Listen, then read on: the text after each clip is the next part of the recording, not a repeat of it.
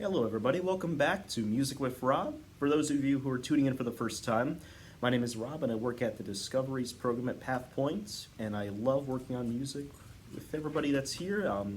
We have a lot of fantastically talented people that I work with, and they love learning about new music ideas, and I thought this would be a great way to keep the music going. So on the last lesson we talked about the individual notes, and for a quick refresher, if you count where the black keys are, you have groups of 3, groups of 2, groups of 3 with spaces in the middle. If you go to the group of 2 and start right here, you will start with the C note. And we count alphabetically for 7 letters. If you go down 2 more, A, B, C, D, E, F, G, and it repeats, A, B, C. And if you just play it starting on C, you get the 8 notes. C, D, E, F, G, A, B, C.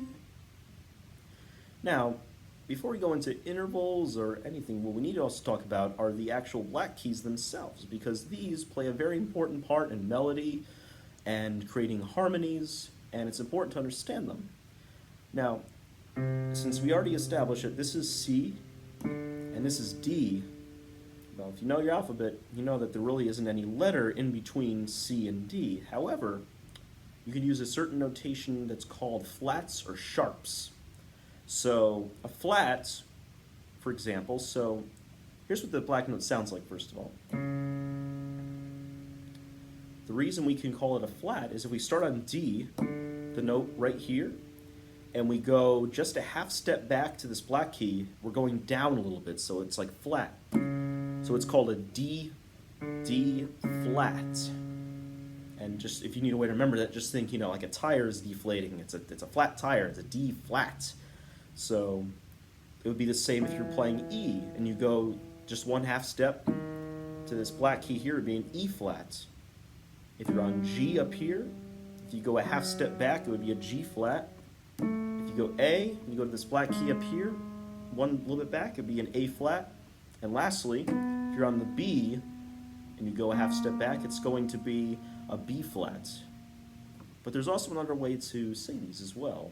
You could also say sharp, and that's if you're coming from the other direction. So if we start on C instead of D, if we start on C right here, and we go one half step up to this note that we already said was D flat, it's actually called a sharp, because we're going up. Just think of it like you just sat on a thumbtack. It's sharp. It's like C sharp. Ooh, sharp. So instead of C, it becomes C sharp, and it's the exact same note as D flat. So it really is a matter about whatever one you would prefer to use. I sometimes will, when I'm teaching here, just do sharps. So for the purpose of this lesson, I think we'll stick with sharps. But occasionally I might refer to these as their flat notes. So if we go one up from C, it's C sharp. One up from D, it's D sharp. Now there is no black key between the E and the F, so there really is no reason to say E sharp, because that would actually be an F, but that's another story for another time. You go a half step up from an F, you get an F sharp. Half step up from a G, you get a G sharp. And if lastly, half step up from an A, you get an A sharp, or a B flat. And now what you have is, instead of just these 8 notes, C, D, E, F, G, A, B, C, you're also adding in these 5 notes, these 5 black keys as well, and it creates 12 total notes. And if you were to play these in their musical sequence, it's going to sound a little bit spirally almost. If you go backwards,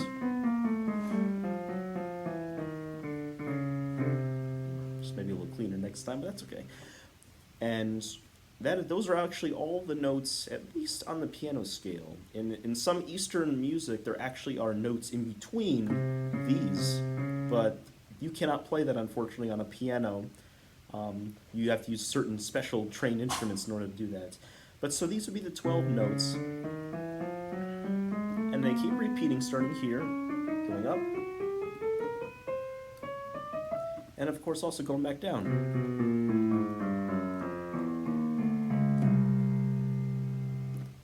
Now, on the next lesson, what I want to talk about is intervals and creating, taking these notes and instead of just playing individual notes, turning these into what's called chords. But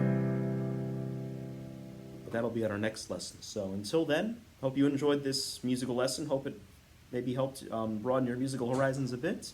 And I look forward to talking music again with you guys soon. Until then, have a wonderful musical-filled day.